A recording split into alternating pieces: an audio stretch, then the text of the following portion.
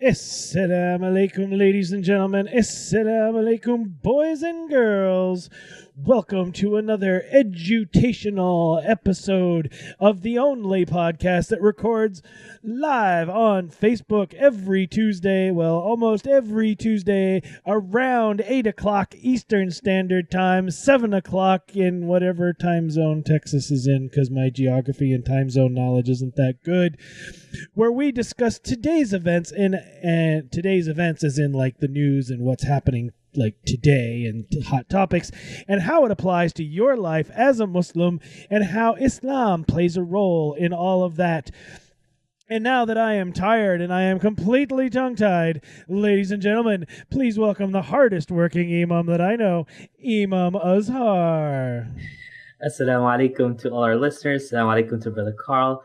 And welcome tonight to another episode of Raw Islam with myself, Imam Azhar, and my dear brother in faith, Brother Carl.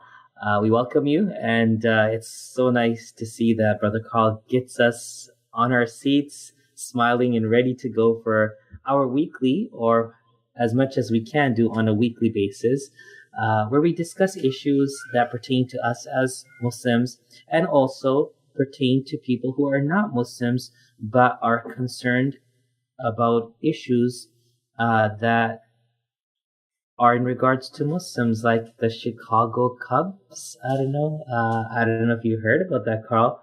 Have you heard about that latest statement that came about the Chicago Cubs owner? No, I didn't. No? Okay, so here's a confession to anyone that doesn't know, and probably everyone that doesn't care. I don't follow sports. I'm not a sports guy. I honestly, this is the first year that I didn't even watch the commercials for the Super Bowl. The Super Bowl, I think, came on once on my TV, and that was just so my wife could watch the halftime. But we were only like partial way through the first quarter, so we were like, nope, and we moved on. And it just, I honestly, I don't watch any sports. I don't follow any sports. So if somebody from the Chicago Cubs said something incredibly insensitive and, dare I say, stupid, I totally didn't see it, and I didn't catch it. So please enlighten me. Well, actually, leave that to our listeners, because our topic tonight is something very different. But I brought that in because Joe Ricketts, I think he's the owner of the Cubs, said something about Muslims which kind of raised a flag, especially when you're living in a city that's densely populated with Muslims, and the Muslims are contributing towards their society. But that's exactly what takes me down to a discussion that I've always been wanting to have, Carl, and that is, why is it that we're always vying with those people who try to discredit us as Muslims, to show them or to prove that to them through our numbers or statistics or through polls or whatever else, that we are an intricate part of this society. We are an integral part of the society. We are moving the cities, and we're moving the states, and we're moving this nation just as everyone else is. Why is it that we have to constantly remind people or to kind of drive home that message is beyond me? And again, this is one of those incidents where someone who has some clout, that has some pull, that is recognized by people who follow sports and maybe by some who don't, statements from such people hold great weight, and they could cause a great level of instability or uncertainty, especially in the minds of those who dearly follow them, admire them, and believe everything they say. Like those who dearly follow our dear president, who believes that nipples and buttons are in India. And again, another geographic lesson, which I think we could have learned in grade 6 geography, that Nepal and Bhutan are not parts of India. Rather, they are something else. You need to look into that. But anyways, Carl, we can go off and talk about so many other things, because our world is fluid. Situations are happening by the hour. But we got a topic tonight, and that topic isn't a topic we chose. It's a topic that you, the listener, choose for us every week that you feel we want to talk about. And Brother Carl, I don't know what really works in his head, but he throws out some random stuff. And this week's poll to me was really crazy. But Carl, tell us about your poll. I think you must have been eating dinner when you came about with this idea. But tell us what the poll was and what the answer is. And what are we going to be talking about for the next 20 minutes, inshallah? Inshallah. So, everybody go to Twitter. And if you don't have a Twitter account, open one, because if you're not on Twitter, you should be. And follow Venn Network, VENN NETWORK. That's at Venn Network. And there you can follow us. And every Monday you can take part in our polls where you, our listeners and our fans, pick what our topic for the show is going to be.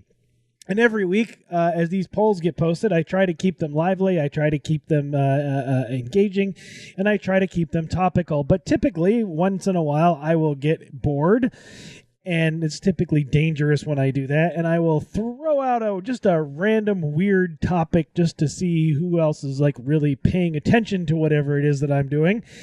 And this week, apparently, all of those that voted were paying attention to me, and that was really weird. So tonight, ladies and gentlemen, the poll that you took and the topic that you want to discuss, 71% of you would like to talk about what is for dinner, because apparently that's what is important to all of you. And you would think that it's almost time for Ramadan or something, the way we're trying to figure out what's for dinner. But no, tonight we are talking about what is for dinner. And I will tell you that I haven't had dinner yet. My kids went out to dinner together, and just as we went live, they came into the house with my dinner. So what is for dinner for me? Absolutely nothing. And back to you, sir. Well, Carl, again, I applaud those who engaged with you on your Twitter poll and they selected a topic. And yes, for me, it's not what is for dinner. It is what was for dinner, because dinner for me is over. But yes, I think there's a bigger picture we want to talk about here tonight. And on a serious note, fellow friends, we are talking tonight about dinner. We're talking about food. We're talking about the ability to access food and the ability to consume food, especially at a time where no aid is available. And I say that because people usually send their kids to school to have breakfast. Living in Florida, I found that many kids used to have their meals in school, and that when school was off, there was scarcity when it came to food.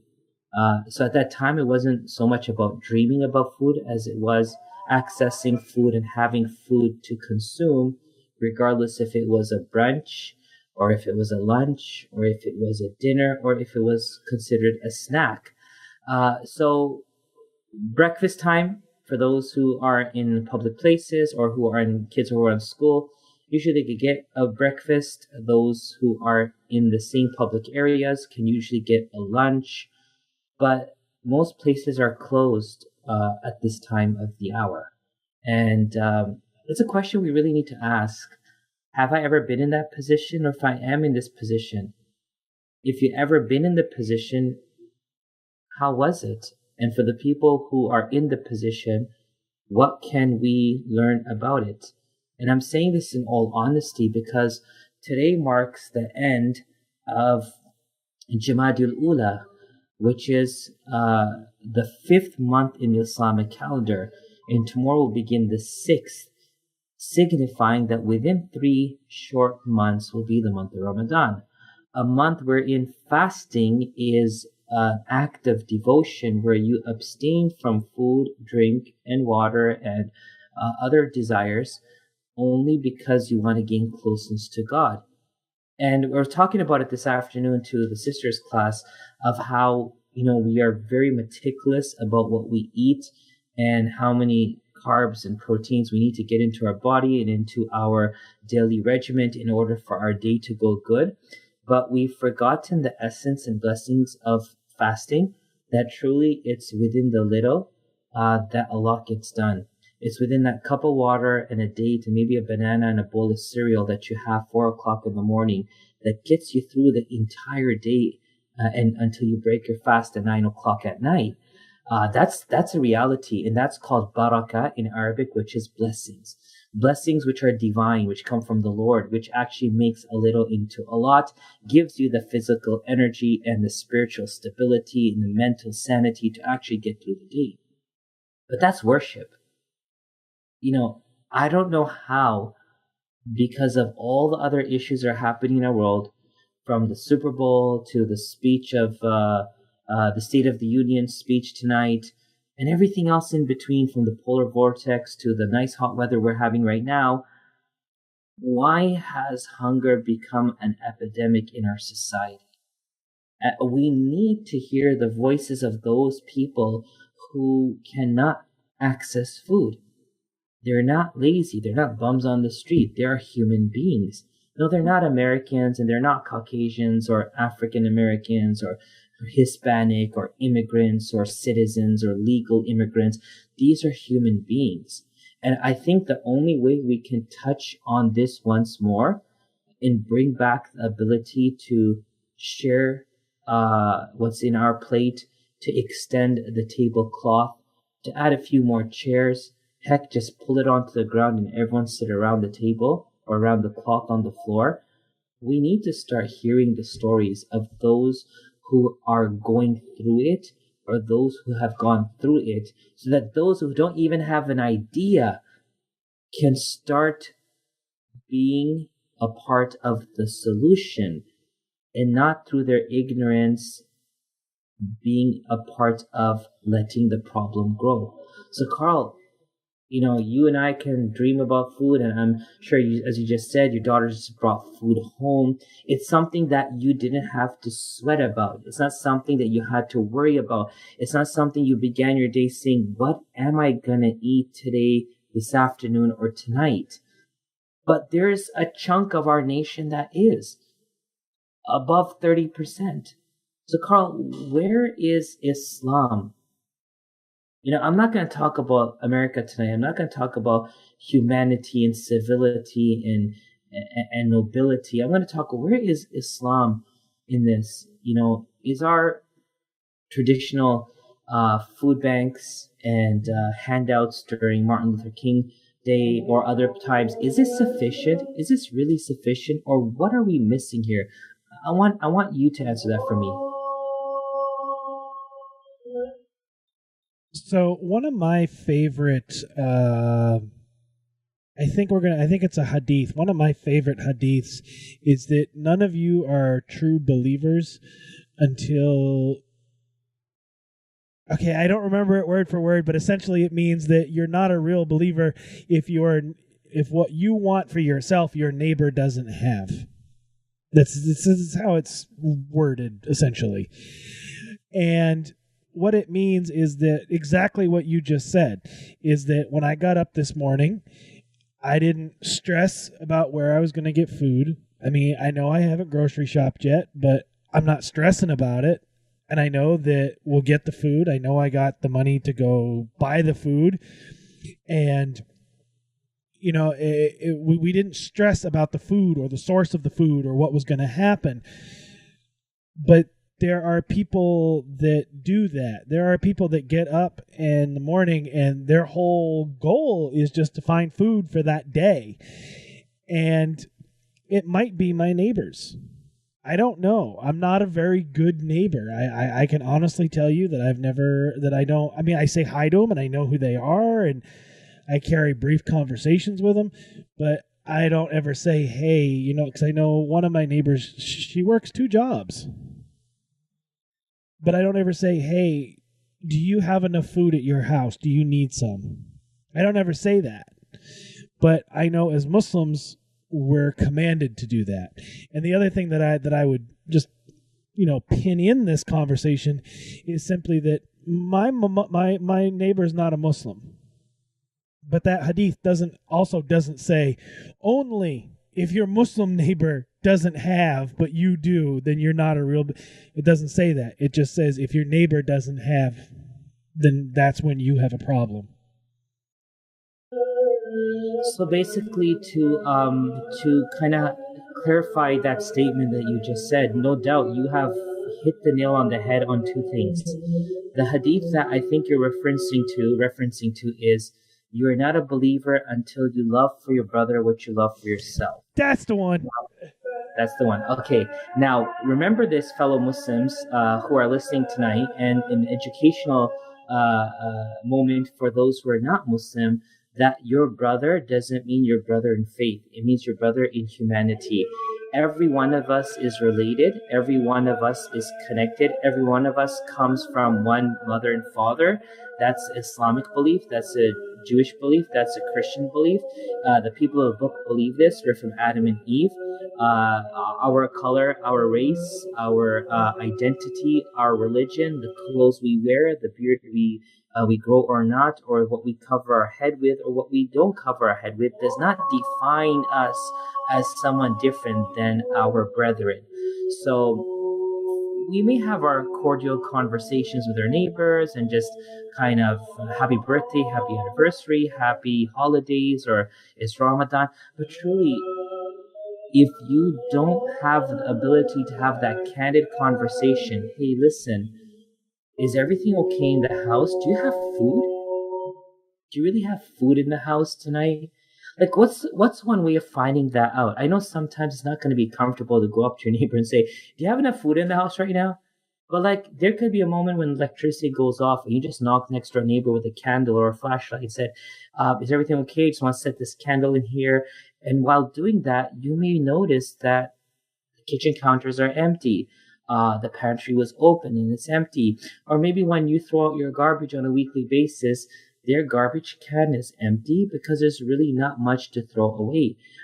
Remember, we're not saying that it's someone's fault that they mortgaged a house that was so big that they can't afford food.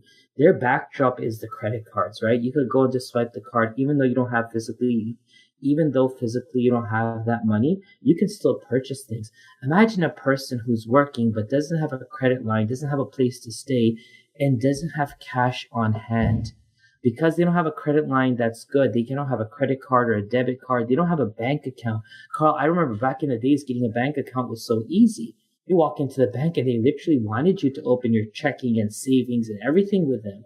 You know, they wanted you to mortgage your house or your property or lend you money for your car or for projects. They were desperate to give. Nowadays, I'm hearing people have difficulty opening bank accounts. So imagine a person who's working, who's honest, who is doing their best, but they don't have money to buy food tonight. So what's for dinner is a very good question. What is for dinner? What will be for dinner? What was for dinner is a question that has many answers based on the circumstances on the ground. And again, I don't want our solutions that we have made thus far to become just a custom and a ritual. Hey guys, it's Thanksgiving. Let's go give out turkeys. It's Christmas. Let's go give out pies. It's service day. Let's go give out lunches to people. That doesn't solve the problem. I truly believe, Carl, and I'll stop on this one, and hopefully if our listeners have tuned in and they have given us some suggestions, we'd love to listen to them. But I truly believe that we need an open door policy now.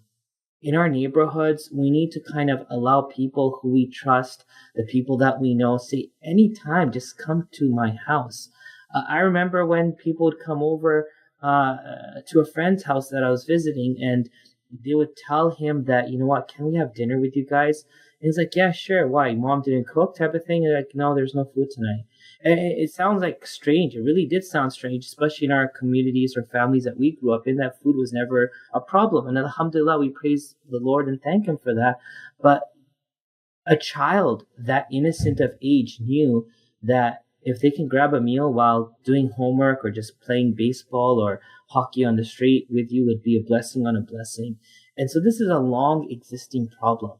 And I don't know why food is becoming the biggest problem in our society, in our world. I think if we open our doors and just say, hey, you know what, come in for a meal, I'm sure the food that we bring home for 3 could suffice for one more. Or I'm sure that as the Prophet, peace be upon him, taught us, if you're making a broth, throw in some extra water, just make it into a soup, and guess what? It'll suffice for more people.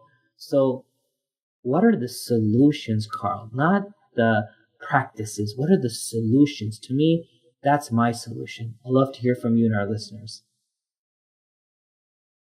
So if this is your first time seeing this, or your first time downloading this, or your first time hearing this, or whatever, the email address is right here on the bottom of the screen. You can always email us at that email address. And if you're not watching this video, our email address is rawislam@vennetwork.org. And if you have questions, you can always hit us up on Twitter, which, as I said at the beginning of the show, is Venn Network.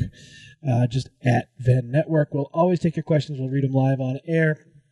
If you do join the live taping that we're doing right now on Facebook, you can absolutely drop your questions and comments into the comment box, and we will read them live on air, and we'll share them with you and anybody that's listening forever and ever and ever, because that's the way the internet works. And so the one thing that I will say, and I know this isn't a very good answer, but I don't have an answer, because this is okay, how about this? And I know this is going to be a really weird stretch, but hang with me and I'll get back to where you were. Sure. So several years ago, if you remember, there was the Mayan prediction that the world was going to end in 2012. Mm-hmm. So Hollywood, being Hollywood, went out and made a movie called 2012. And it was about the end of the Earth and how the Earth imploded and everybody died. Now, step beyond that. The plot to the movie 2012 was that the magnetic poles shifted due to climate change. No way. Yeah, that was the plot to the movie 2012. That's why the Earth shifted. Yes. As of last night, it is being reported that our magnetic poles are actually shifting. And in fact, the magnetic north is now, or will shortly be, Siberia. Now, I say that because magnetic poles control everything. They control weather patterns. Now, why does it matter if the magnetic poles control the weather patterns? Because the weather patterns affect the growing seasons for food. So if we want, there is enough land, like enough physical land, to plant food to feed everybody forever and ever and ever. But the climate isn't with us on this. The climate doesn't support us on this. And we have been so selfish, and we have not been good stewards with what has been placed in our care. And I know you're always supposed to write at a 7th or 6th grade level, so what I'm saying is that we have not taken care of the earth that has been given to us, and therefore we can't grow the food that we need. So maybe it's our fault a little bit that we don't have the food to give out to people. Maybe it's our fault we haven't cared for what we should be caring for. But a lot of it has to do, a lot of making sure that everybody has enough food all the time is just making sure that we're taking care of those around us and how we produce said food. Does that make sense? Carl, you just really opened my mind. It was one of those moments. And again, anything that I believe, and again, call me a that I follow conspiracy theories or whatever else, but when we're told these things, it's kind of actually showing the direction we're going.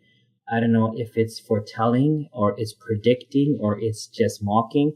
But I said it many years ago that it's possible that it's going to snow one day in Florida. I was speaking to my uncle this afternoon, and he was telling me how they got back from their cruise to Fort Lauderdale, and it was 60 degrees in Fort Lauderdale. Carl, that's like the southern tip of Florida. You're talking about it's always in the 70s and 80s, most conducive. And Orlando's getting 40s and 30s. It's going to snow. It snowed in 2018 in Tallahassee, and people could look back at those pictures. But I foresee that palm trees will now become the staple of Canada, and evergreens will become the symbol of Florida. Give it a good 20 years. It may happen. It really may happen. But the thing is, if we were to share what we have on this earth, and realistically, that's what it is. We're all just sharing, right? It's from you to me to someone else. Before it came to my hand, it was in someone else's hand. And before I leave, it's going to go in someone else's hands. It's just part of what this world is. Gold's not falling from the skies, and money's not just jumping out of the ground. It is what it is. There's only whatever the earth has. And the deeper we're going into the earth to excavate, or to even take out gems or jewels or gold or mining, or even to get coal, our president's most favorite chocolate coal, or even oil, drilling into the Arctic, drilling in Alaska. There's only so much to go around. But there is a lot of food wastage. And the greenhouse gases that are being emitted by the food that we're throwing into the garbage is one of the greatest contributors towards our global climate change. So, listeners, question, shoot us an email, text us, contact us, tell us a solution. How can we stop food wastage? When something is in my fridge for 2 days, I don't want to eat it. Why didn't I share it? Well, there's two things now. Next time food is going to be left over, I'd rather call more people and share it with them. Or if I'm not into the mood of sharing is caring, then I'm going to order less, or I'm going to cook less. Or when that food's in my fridge for 2 days, I'm not going to eat out or cook until that food is finished. Because all those people who are crying global climate change and contesting our president who doesn't believe in it, I can guarantee, Carl, over 50% of them are victims or perpetrators of food wastage. Even if it's half a chocolate bar, half a bag of chips, or pasta, macaroni and cheese, or even Maggi noodles, for crying out loud. If you're wasting food, you're contributing towards the same problem that you're saying should be acknowledged and thus addressed. So I love your answer, Carl, because not all of us have answers for things. And I don't say I have the answer. That's my thought. I want people to challenge it. And as we always say here on Raw Islam, make the conversation go viral. We're here to spark conversations, take it to the next level, figure out solution, come back and educate us on these topics. We don't run with a hard and fast agenda. We're not taking books every week and reading to you the different passages of history or the biography or even verses of the Quran to kind of prove a point. Raw Islam means we are peeling the onion of culture, tradition, the culture of sweeping issues under the rug, the tradition of not talking about things because they don't need to be spoken about, and the tradition that overlaid Islam from being what it was supposed to be. It covered it, and we're trying to remove that because I feel we all are contributing towards a problem, and only all of us can contribute towards the solution of that problem. Carl? And I'm going to tell you to go watch 2012 because it's real, man. The polar magnetic poles are shifting. We're all going to die. Sorry. I know that's really bleak, and I know that it's really, whatever. But I've seen that story multiple times today, and it's not like it's being posted on Ed's blog. This is being posted by like CNN and National Geographic, and I mean it's credible sources. And to me, it's just it's very disheartening to say, "Oh wow, what's going on?" So, but anyway, yes, share, That's what we're going to take away from tonight. We're going to say share. Share the love, share the food, share whatever. Share, don't waste. That's what it matters. Don't waste food. I wish I knew, because I excuse me 1 second, sorry. I don't have the number in front of me, but I know that I was given by somebody from the UN, I was given an actual number of how much food is wasted in the world, and it was an astounding amount. 42% of food is wasted. 42%. That's ridiculous. More than ridiculous. I mean, who goes to the grocery store, brings it all inside, and goes, all right, you know what, take 42% of this and throw it in the trash? Exactly. It just doesn't make sense. Dumb. But anyway, we are about out of time, ladies and gentlemen. We will throw it back to Imam Azhar one more time for his closing thoughts for this episode. Well, that's all I have to say tonight, fellow listeners and friends. Remember to share the word, spark conversations, continue this dialogue, download this podcast, and become a follower of Raw Islam on iTunes, on Google Play, on the Venn Network, and become a part of Real Talk. We are not saying we're experts, but we love to host anyone. Anyone who wants to be hosted on this show, we are going to welcome you with open arms. And we have no restrictions of the topics that we discuss, so long they are talking about real talk, things that could be of benefit. We're not here to have fun or to put someone down or to demonize a people or to spread lewd talk. We're here to talk real talk because humanity are sent on this earth. We've been delegated to be leaders. It's time to lead and allow the masses to follow towards goodness. So thank you for your time. Thank you for listening. And with that, I'll give it back to Carl. Ladies and gentlemen, thank you for joining us this evening. Thank you for joining us on Facebook. Thank you for joining us on iTunes. Thank you for joining us on Google Play. And thank you for joining us on YouTube, if I haven't said that already. I am going to be sending out a poll possibly later this week. So if you already follow us on Twitter, that's great. But make sure you hit retweet on that, because I want to explore some technology options that we have that may help your viewing. And it may increase things. I don't know. We will find out. But in order to take part in that, in order to encourage the conversation, you have to follow us on Twitter at Venn Network. And that's 3 N's, VENNNETWORK.